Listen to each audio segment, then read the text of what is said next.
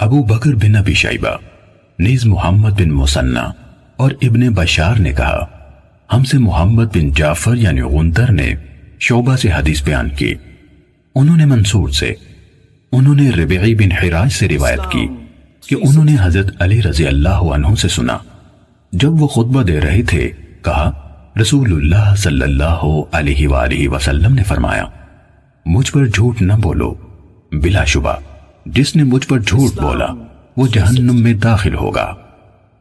صحیح مسلم حدیث نمبر 2۔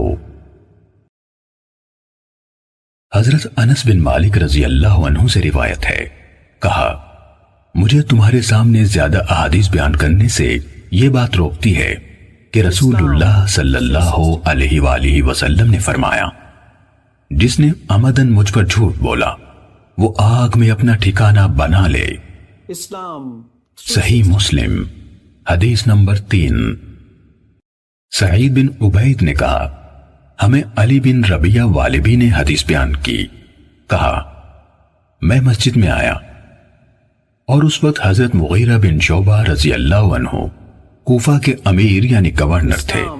مغیرہ نے کہا میں نے رسول اللہ صلی اللہ علیہ وآلہ وسلم سے سنا، آپ فرما رہے تھے مجھ پر جھوٹ بولنا اس طرح نہیں جیسے میرے علاوہ کسی ایک عام آدمی پر جھوٹ بولنا ہے، جس نے جان بوجھ کر مجھ پر جھوٹ بولا وہ جہنم میں اپنا ٹھکانہ بنا لے۔